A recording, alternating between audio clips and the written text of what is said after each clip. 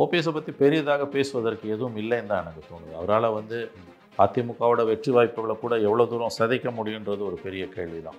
BJP நம்பி போனார், தர்மயுத் நம்பி. எந்த பிஜேபி நம்பி ஆரம்பித்தாரோ அந்த பிஜேபி அவரை கைவிட்டுடுச்சு. பிஜேபி நம்பி யார் போனாலும் தெருவில் தான் நிற்பாங்கன்றதுக்கு ஓபிஎஸ் தான் சரியான உதாரணம். விஜயோட போனார்னா அவருக்கு என்ன எவ்வளோ பெருசாக விஜய் சீட்டு கொடுத்துட போகிறார். முதல்ல விஜய் ஒத்துக்கணும் அதுக்கு. இப்போ டிடிவியை கூட நான் உள்ளே சேர்த்து பண்ணுறாரு எடப்பாடி, ஆனால் ஓபிஎஸ்ஸை சேர்த்துக்க மாட்டேன்றாரு. நிரூபித்து காமிக்கணும். நீங்கள் அதுவே இல்லைன்னும் போது யார் நம்புவாங்க? விஜய் அவர்களுடைய ஆர்ப்பாட்டம் ஒரு 2-3 நாட்கள் முன்னாடி பார்த்துருந்தோம். அந்த 3 நிமிடம் தான் பேசினா அந்த விமர்சனம் எல்லாமே வந்துச்சு. சார் அதில் ஒன்றும் தப்பு இல்லைங்க. 3 நிமிஷம் பேசுனது தப்புன்றாங்க. 3 நிமிஷம் பேசினா பத்தாது. 30 நிமிஷம் பேசணுமா இல்லை 300 நிமிஷம் பேசணுமா? என்ன பேசணுன்றது தான் முக்கியம். இந்த எதிர்கட்சியும் பண்ணாத ஒரு காரியத்தை அவர் பண்ணியிருக்காருங்க. பாதிக்கப்பட்ட குடும்பங்களை மேடையில் ஏற்றிருக்காரு. இவங்களுக்கு விஜயை பார்த்து ஒரு பயம் இருக்குது. அவர் திமுக ஓட்டையும் உடைக்கிறாரு. அதை என்ன பண்ணுறதுன்னு தெரியல.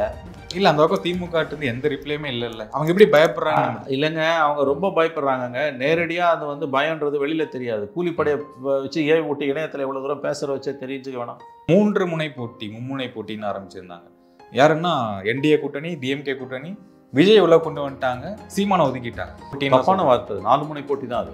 8% வாக்கு இருக்கக்கூடிய ஒரு கட்சியை நீ எப்படி ஒதுக்கிட்டு பேசுவோம்? நீ இருமுனை போட்டின்னு சொல்லு, நான் அது ஒத்துக்கிறேன். ஆனால் நீ மும்முனை போட்டின்னு எப்படி சொல்லுவேன்? உனக்கு சீமானை பிடிக்கலன்றதுக்காக ஒரு மீடியா ஹவுஸ் எப்படி வந்து தான் விருப்ப புகுத்தி உண்மையை மாற்ற முடியும்? சீமான் மீது இருக்கக்கூடிய வன்மம். எக்ஸாக்ட்லி. சீமான் அவர்கள் தனியாக நிற்கிறேன் 236 தொகுதிகளுக்கும் வேட்பாளரும் போட்டிருக்காரு. விஜய் அவர்கள்ட்ட 234 தொகுதிகளுக்கு வேட்பாளர் போறதுக்கு ஆள் இருக்கா? ஏங்க கூட்டம் வருதுங்க, நிறைய பேர் வந்து சேர்றாங்க. அப்படிலாம் நீங்கள் குறைச்சி மதிப்பிட முடியாது. 234 கான்ஸ்டிட்யூன்சிஸில் ஆள் இல்லைன்னா சொல்லாதீங்க. உங்களுக்கு வந்து 15 to 20% வரைக்கும் ஓட்டு இருக்குங்க விஜய்க்கு. சீமானோட டபுள் ஓட்டு இருக்கு அவருக்கு. அதில் சந்தேகமே வேணாம். நேற்று ஒரு ப்ரெஸ் மீட் அண்ணாமலை அவர்கள் பேசினது பார்த்தோம். ஆகஸ்ட்லேருந்து தான் நான் பேச போகிறேன் அப்படிங்கிற மாதிரி சொல்லியிருந்தாரு. அவர் பேசினார்னா அதிமுக கூட்டணி உடையும் அல்லது தோல்வியை தழும். கொஞ்சம் தெரியாமலோ எடப்பாடி அண்ணாமலையோட செயற்பாடுகள் திமுகவுக்கு லாபகரமாக மாறிடும்.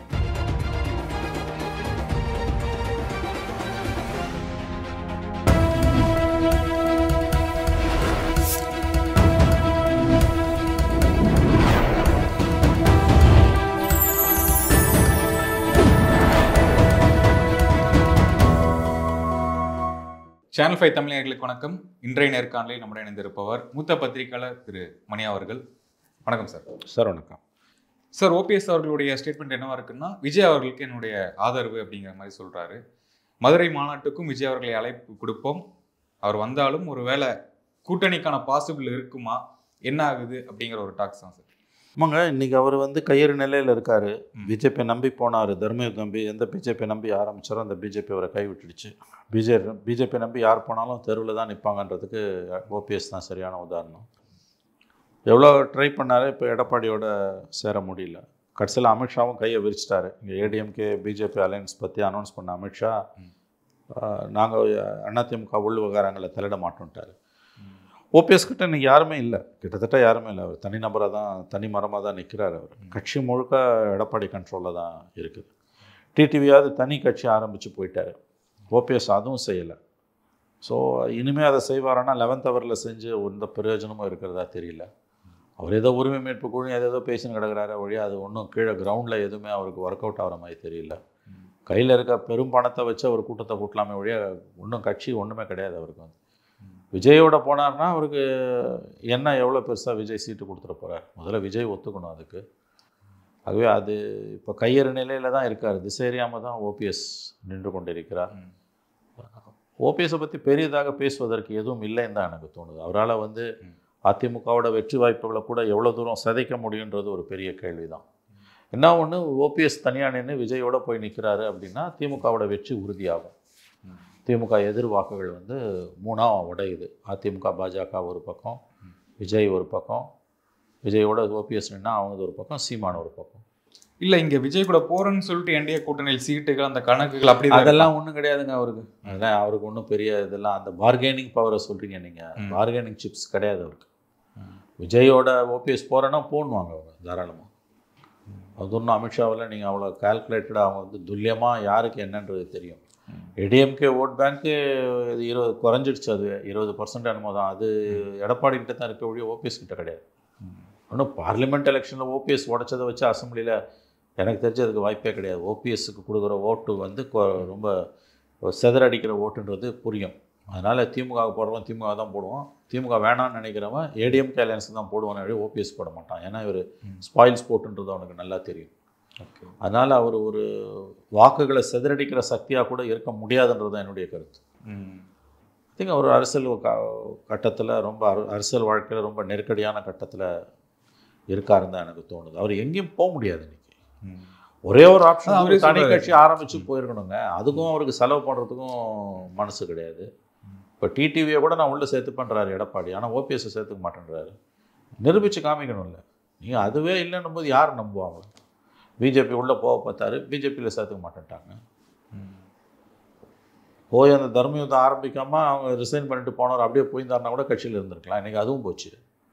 அதனால் அவரால் ஒன்றும் பெரிய மாற்றத்தை வரும் தேர்தலில் செய்ய முடியாது. விஜயோட போனாலும் போவாட்டியும் கூட வந்து ஓபிஎஸ்ஸுக்கு ஒன்றும் பெரிய அளவில் எதுவுமே கிடையாது. அந்த சிம்பலை வச்செல்லாம் சொல்கிறாங்க, எனக்கு தெரிஞ்ச அதுக்கெல்லாம் கூட ஒன்றும் ஆகாது. கட்சி எடப்பாடி கண்ட்ரோலில் தாங்க இருக்குது. தொண்டர்கள், நிர்வாகிகள் எல்லாரும் அவர் கண்ட்ரோலில் தான் இருக்காங்க. பிஜேபி வந்து அலையன்ஸ் போடுறான்னா சும்மா ஒன்றும் போட மாட்டோம். ஓபிஎஸ் வந்து இன்றைக்கி தனிமரமாக நிற்கிறாரு. தனிமரம் தோப்பாகாது. அவ்வளோதான். ஓகே, இப்போது விஜய் அவர்களுடைய ஆர்ப்பாட்டம் ஒரு 2-3 நாட்கள் முன்னாடி பார்த்துருந்தோம். அந்த 3 நிமிடம் தான் பேசினா அந்த விமர்சனம் எல்லாமே வந்துச்சு. இதெல்லாம் தாண்டி முக்கியமாக பார்க்க வேண்டியது என்னென்னா, நீங்கள் சாரி கேளுங்க சார். 25 மரணம் நடந்திருக்கு, 24 குடும்பங்கிட்ட நீங்கள் கேட்டிங்களா? சாரி கேளுங்க. இவ்வளோ பெரிய கூட்டத்தை கூட்டிட்டு ஒரு சாரி கேளுங்கன்னு ரிக்வஸ்ட் பண்ணுறது சரியான ஸ்டேட்மெண்ட்டா சார்? அதில் ஒன்றும் தப்பு இல்லைங்க. 3 நிமிஷம் பேசுனது தப்புன்றாங்க. 3 நிமிஷம் பேசினா பத்தாது அவங்களுக்கு. 30 நிமிஷம் பேசணுமா இல்லை 300 நிமிஷம் பேசணுமா? என்ன பேசணுன்றது தான் முக்கியம். 30 நிமிஷம் பேசினா இதே ஏன் எவ்வளோ நேரம் பேசுகிறாருன்னு. 3 நிமிஷம் பேசும்போது ஏன் 3 நிமிஷம் பேசுகிறாரு? 3 நிமிஷம் பேசினா உனக்கு என்ன வந்தது? அவர் எவ்வளோ நிமிஷம் பேசணும் அவர் முடிவு பண்ணுவார்.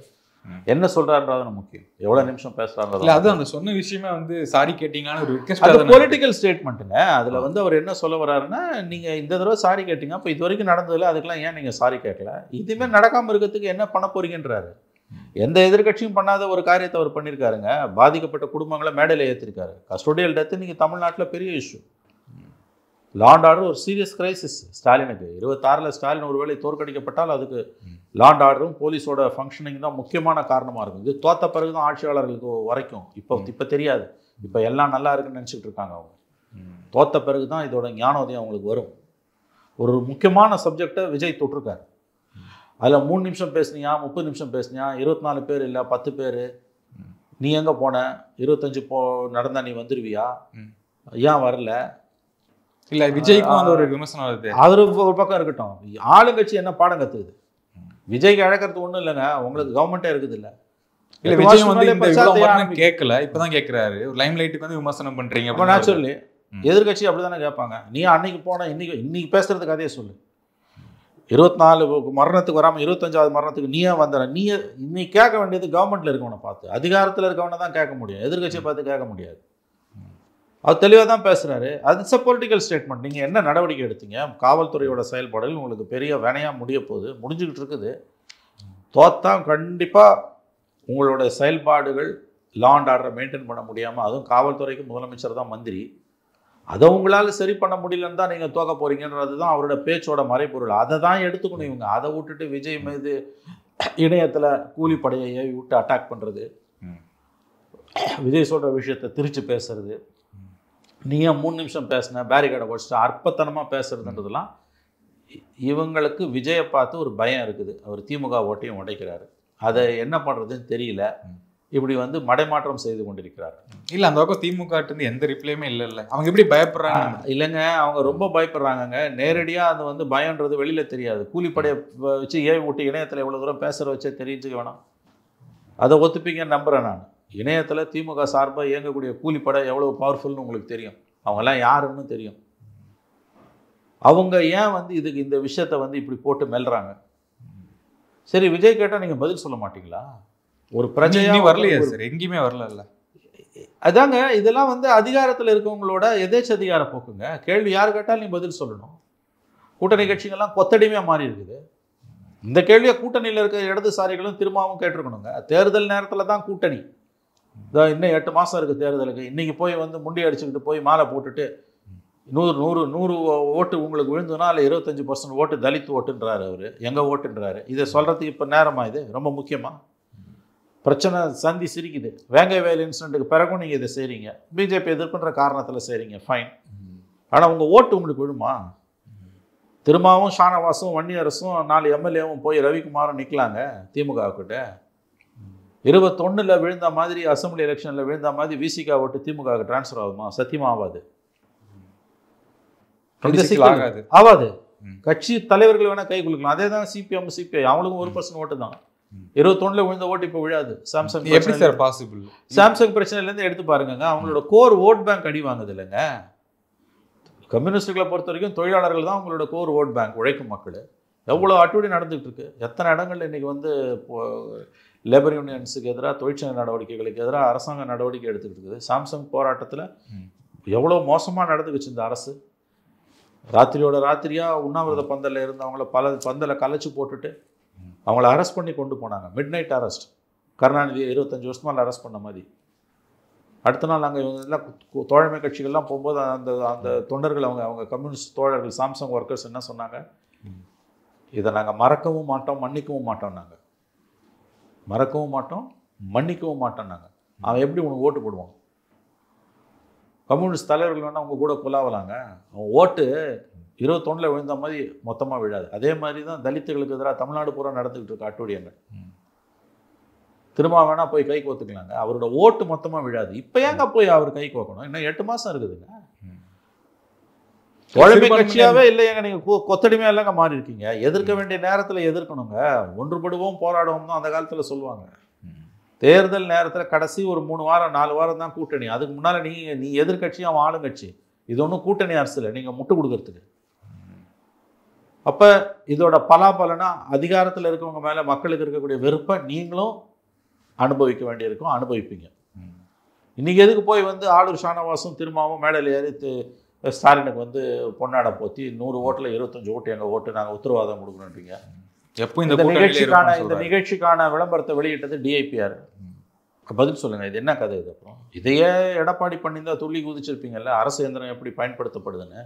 சிம்பிள். கேட்க ஆள் இல்லை, எதிர்கட்சியும் கேட்கல, அவ்வளோதான். கேட்க நாதி இல்லை. மீடியா 90% அவங்க கண்ட்ரோலில் இருக்குது. எதிர்கட்சிகளுக்கு புத்தி இல்லை, இமேஜினேட்டிவாக அதை கொண்டு போக தெரியல.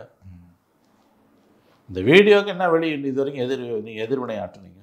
கட்சி சிம்பலை போட்டு டிஐபிஆர் விளம்பரம் கொடுக்குறான், அதை நீங்கள் அனுமதிக்கிறீங்க. அதை டைரக்டர் பார்த்துருப்பாரு, சீஃப் செக்ரட்டரி பார்த்துருப்பாரு, மந்திரி பார்த்துருப்பாரு, சிஎம் பார்த்துருப்பாரு. அரசாங்கம் செலவு பண்ண வீடியோவில் எப்படி கட்சி கூடி இருக்கணும்? அப்போ கட்சி பிரச்சாரம் தானே, அது கட்சி வீடியோ தானே. இதை கேட்க நாதி இல்லை. எதிர்கட்சிகளால் பெருசாக இதை எடுக்க முடியல. மக்கள் பார்த்துக்கிட்டு இருக்காங்க. எதையும் நீங்கள் அப்படி குறைச்சி மதிப்பிடாதீங்க. 8 மாதத்துக்கு முன்னாலே உங்களுக்கு ஏங்க இவ்வளோ பதட்டம் வருது? உங்களுக்கு தான் 77 லட்சம் ஓட்டு இருக்குது, கூட்டணி இருக்குது, எதிர்கட்சி 4 சதுரி கிடக்குது. ஏன் உங்களுக்கு பயம்? பிரச்சாரத்தை 8 மாதத்துக்கு மேலே ஏன் தொடங்குறீங்க? சரி, இப்போது கடந்த வாரமே பார்க்கும்போது 3 முனை போட்டி, மும்முனை போட்டின்னு ஆரம்பிச்சிருந்தாங்க. யாருன்னா என்டிஏ கூட்டணி, டிஎம்கே கூட்டணி, விஜய் உள்ள கொண்டு வந்துட்டாங்க, சீமானை ஒதுக்கிட்டாங்க. அப்புறம் 4 முனை போட்டி. தப்பான வார்த்தை. 4 முனை போட்டி தான் அது. 8% வாக்கு இருக்கக்கூடிய ஒரு கட்சியை நீ எப்படி ஒதுக்கிட்டு? அதான் ஒதுக்குறாங்களே, ஒதுக்கிட்டு விஜய் ஆணவம். அது வந்து ஆணவம். அது வந்து மீடியா டிஎம்கே கண்ட்ரோலில் இருக்குது. அந்த ஆணவமான பேச்சு திமுக அங்கீகாரத்தை கூட கொடுக்க மாட்டாங்க. மீடியா கொத்தடிமையாக இருக்கிறதுனால மும்முனை போட்டின்னு பேசுது. 8% ஓட்டு இருக்கக்கூடிய கட்சி மாநில தேர்தல் ஆணையத்தால் இந்திய தேர்தல் ஆணையத்தால் மாநில கட்சியாக அங்கீகரிக்கப்பட்ட கட்சி. அந்த கட்சியை நான் அங்கீகரிக்க மாட்டேன். ஆனால் இது வரைக்கும் அன்டெஸ்டட் ஓட் பேங்க் விஜய்க்கு. இது வரைக்கும் அன்டெஸ்டட். அது அவரை எப்படி நீ வந்து அங்கீகரிப்ப? நான் கேட்குறேன். கண்ணுக்கு முன்னால் இருக்கவனை எடுத்துக்க மாட்டேன், அன்டெஸ்டட் எப்படி எடுத்துப்பேன்? அப்போ சிங்கிள் டிஜிட் தான் நான் ஏற்றுக்க மாட்டேன்னா அப்போ விஜய்க்கு டபுள் டிஜிட் நீயே ஒத்துக்கிறியா? நீ இருமுனை போட்டின்னு சொல்லு, அது ஒரு நேர்மை. திமுக கூட்டணி, அண்ணா திமுக கூட்டணி சீரியஸ் கண்டெண்டர்ஸ், மற்றவங்களாம் எப்படி இருந்தாலும் தோக்க தான் போகிறாங்க, அப்படி சொல்லிட்டு போ. மும்முனை போட்டி நீ எப்படி சொல்லுவ? இதை யார் சொல்லுவான்னா அறிவாலயத்தால் போஷிக்கப்படுகிறவர்கள் தான் அதை சொல்லுவாங்க. அறிவாலயத்தோட கொத்தடிமைகள் மீடியாவில் இருக்காங்கல்ல, அவங்க தான் இப்படி பேசுவாங்க. நீ இருமுனை போட்டின்னு சொல்லு, நான் அது ஒத்துக்கிறேன். எஸ், சீரியஸ் கண்டெண்டர்ஸ் இவங்க 2 பேர் தான். மற்றவங்க எல்லாம் வந்து பெரிஃபரல் பிளேயர்ஸ்வாங்க. அவங்களால ஆட்சிக்கு வர முடியாது, ஓட்டை உடைப்பாங்க. ஆனால் நீ மும்முனை போட்டின்னு எப்படி சொல்லுவ? உனக்கு சீமானை பிடிக்கலன்றதுக்காக ஒரு ஒரு மீடியா ஹவுஸ் எப்படி வந்து தான் விருப்ப வெறுப்பை புகுத்தி உண்மையை மாற்ற முடியும்? சீமான் மீது இருக்கக்கூடிய வன்மம். எக்ஸாக்ட்லி. தமிழ் தேசியம் பேசுகிறாரு, சீமான் மீது இருக்கக்கூடிய வன்மம் கேள்வி கேட்குறாருன்ற வன்மத்தில் தான் நீங்கள் சீமானை நீ ஆதரி எதிர்த்துட்டு போகாதுவான் பிரச்சனை. ஒரு சேனல், ஒரு எக்ஸ் சேனல் சீமான் தப்புன்னு சொல்லட்டும், சீமானுக்கு ஓட்டு போடாதுன்னு கூட சொல்லு, அதுவும் உரிமை. ஆனால் நான் சீமானை அங்கீகரிக்க மாட்டேன்னு சொல்கிறதுக்கு உனக்கு உரிமை கிடையாது. 8% ஓட்டு இருக்குது, அங்கீகாரம் பெற்ற மாநில கட்சியாக அங்கீகாரம் பெற்ற ஒரு கட்சியை நான் லிஸ்ட்லேயே வைக்க மாட்டேன்னு நீ எதை வச்சு சொல்லு? உனக்கு குறைஞ்சபட்சம் அறிவு நேர்மை இருந்துன்னா இருமுனை போட்டின்னு சொல்லு, இல்லை 4 முனை போட்டின்னு சொல்லு. மும்முனை போட்டின்றது எங்கே வரும்? அன்டெஸ்டடை எப்படிங்க நீங்கள் வந்து இன்க்ளூட் பண்ணிவிட்டு ரெகக்னைஸ்டு பொலிட்டிக்கல் பார்ட்டியை எப்படி வந்து எக்ஸ்க்ளூட் பண்ணுவீங்க? இப்போ ஆன்டி டிஎம்கே ஓட்ஸ்லாம் வந்து முன்னாடி வந்து சீமானுக்கு போச்சு, இப்போ விஜய்க்கு போயிடும் அப்படிங்கிற ஒரு டாக்ஸ் இருக்கு. அது மொத்தமெல்லாம் போகுதுங்க. ரெண்டாவதுங்க, தேர்தல் நெருக்கத்தில் இவங்க எல்லாருமே காணாமல் போய் திமுகன்னு கூட வந்து நிற்கும். அப்படி தான் கடந்த காலங்களில் நின்று இருக்கு. விஜய்க்கு இன்னைக்கு ஒரு செல்வாக்கு இருக்குது, உண்மை. அது அத்தனையும் ஓட்டாக மாறுமான்னு தெரியாது. அது $1 மில்லியன் கொஸ்டின். கடந்த காலங்களில் வந்து ஜெயலலிதா முதல் பீரியடில் சுப்பிரமணிய சாமி, வாழப்பாடி ராமமூர்த்திலாம் அவங்க தான் 4 வருஷம் பிரச்சாரம் பண்ணாங்க. கடைசி 1 மாதத்தில் மூப்பனாரும் கருணாநிதியும் வந்து அதை அறுவடை பண்ணிட்டு போயிட்டாங்க. அந்த மாதிரி தேர்தல் நெருக்கத்தில் சீமானோ விஜயோ லிஸ்ட்டில் இருப்பாங்களான்றது டவுட்டு. இவங்க 2 அணி தான் நிற்கும். கடந்த காலங்கள் வரலாறு அது. போட்டிகளில் இவங்க 2 பேர் தான் இருப்பாங்க. அவங்க 2 பேருக்குள்ளே தான் போட்டி. ஆனால் நீ சொல்கிறீங்கன்னா ஒன்று 4 முனை போட்டின்னு சொல்லி, இல்லை இருமுனை போட்டின்னு சொல்லு. நீ மும்முனைன்னு சீமானை மொத்தமாக இக்னோர் பண்ணுறதும் விஜயை சேர்த்துக்கிறதும் அறிவு நேர்மை இல்லாத செயல். ஓகே, இப்போ சீமான் அவர்கள் தனியாக நிற்கிறேன் 236 தொகுதிகளுக்கும் வேட்பாளரும் போட்டிருக்காரு. விஜய் அவர்கள்ட்ட 234 தொகுதிகளுக்கு வேட்பாளர் போகிறதுக்கு ஆள் இருக்குது அப்படிங்கிற கேள்வி வருது.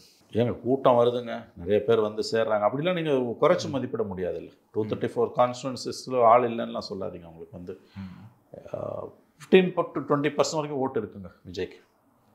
சீமானோட டபுள் ஓட்டு இருக்கு அவருக்கு, அதில் சந்தேகமே வேணாம் உங்களுக்கு. ஆனால் எல்லாருமே குறைச்சி மதிப்பிட்டு அவர் ரொம்பவே தாழ்ந்து இது பண்ணுறாங்களே. இல்லை அது அவர் ஆட்சியை பிடிக்க முடியாதுங்க, அதில் சந்தேகம் வேணாங்க. அவரால் ஆட்சியெல்லாம் பிடிக்க முடியாது. ஆனால் ஓட்டை சதைக்க முடியும். டிஎம்கே ஓட்டையும் உடைக்கிறாரு, ஏடிஎம்கே ஓட்டையும் உடைக்கிறாரு. அவர் உடைக்கிறதால யாருக்கு லாபம்னு மட்டும் தான் நம்ம பேச முடியும். அவரு ஜெயிக்க முடியாது, அவரே கூட தோற்று போகலாம். அதையும் நான் சொல்கிறேன். 234 தொகுதியிலும் விஜய் கட்சி மண்ணை கவலாம், அல்லது ஓரிரு தொகுதிகளில் ஜெயிக்கலாம். விஜயே கூட தோற்கடிக்கப்படலாம், அதில் சந்தேகமே இல்லை. அவங்க ஒருபோதும் திமுகவுக்கு மாற்றோ திமுகவை வீழ்த்தக்கூடிய சக்தியெல்லாம் அவங்க கிடையாது. ஆனால் அவர் ஓட்டை சதைப்பார். யாருடைய ஓட்டு சார்? அதுதான் அவர் எல்லார் ஓட்டையும் உடைக்கிறாரு. மெயின் வந்து ஒவ்வொரு ரீஜன் வைஸ் போகுதுன்றாங்க. இப்போ உதாரணத்துக்கு மேற்கு மண்டலத்தில் ஏடிஎம்கே பிஜேபி அலையன்ஸையே பெரிய அளவில் உடைக்கிறாருன்றாங்க. சீமான் ஓட்டை உடைக்கிறாருங்க, அவர் திருமா ஓட்டை உடைக்கிறாரு, இவர் ஓட்டை உடைக்கிறாரு, ராமதாஸ் ஓட்டெல்லாம் உடைக்கிறார், திமுக ஓட்டையும் ஓரளவு உடைக்கிறார், அதில் சந்தேகமே இல்லை.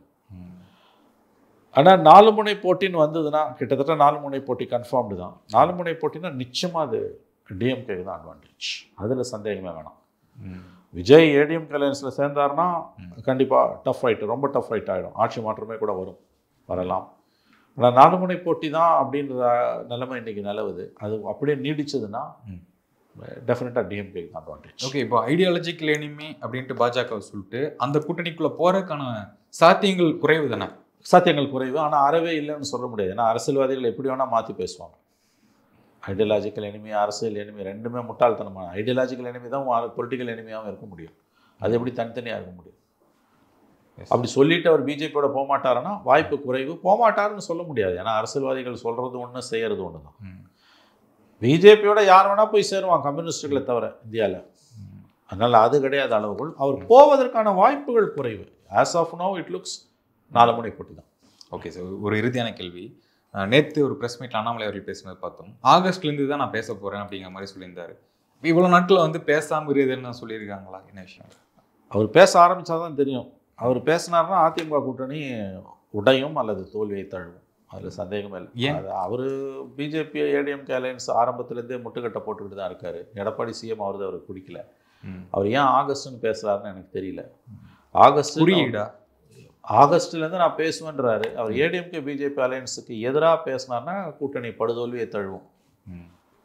அல்லது அவர் அப்படி பேசுகிறாரு தொடர்ந்துன்னா அதுக்கு மேலேருந்து அலோவ் பண்ணுறாங்கன்னு அர்த்தம். டெல்லி தலைமை அலோவ் பண்ணுதுன்னு அர்த்தம். பார்ப்போம் அவர் என்ன பண்ண போகிறாருன்றது. இவ்வளோ நாள் ஒரு மாதமாக அமைதியாக இருக்காருன்னு நினைக்கிறேன். இப்போ மறுபடியும் ஆகஸ்ட்லேருந்து பேசுவோன்றாரு. பேசினார்னா கண்டிப்பாக ஏடிஎம்கே பிஜேபி கூட்டணிக்கு அது பின்னடைவாக தான் அமையும் நான் பார்க்குறேன். ஏன்னா அவர் எடப்பாடி சிஎம் ஆகிறத விரும்பலை, அதுதான் உண்மை. வேற எந்த கேண்டிடேட் வரணும்? அவர் இந்த அலையன்ஸ் அவருக்கு பிடிக்கலைங்க. ஏடிஎம்கே பிஜேபி அலையன்ஸ் அவருக்கு பிடிக்கல. அவர் பிஜேபி தனியாக நின்று தோக்கணுன்றாரு, கட்சி அப்போ தான் வளருன்றாரு. இன்டைரக்டாக அவர் டிஎம்கே ஹெல்ப் பண்ணுறாரு நம்ம எடுத்துக்கலாம். தெரிஞ்சோ தெரியாமலோ எடப்பாடி அண்ணாமலையோட செயற்பாடுகள் திமுகவுக்கு லாபகரமாக மாறிட்டுருக்கு, அதுதான் உண்மை. ஸோ ஏடிஎம்கே பிஜேபி அலையன்ஸை கிரிட்டிசைஸ் பண்ணுறாருன்னா அவர் பெனிஃபிட் வந்து டிஎம்கேக்கு தான் போகுது. அவருடைய பேச்சுக்களால் செயல்களால் யாருக்கு லாபம்னு பார்த்தீங்கன்னா அப்போ உங்களுக்கு புரியும் அவர் யாரோட ஆளுங்க.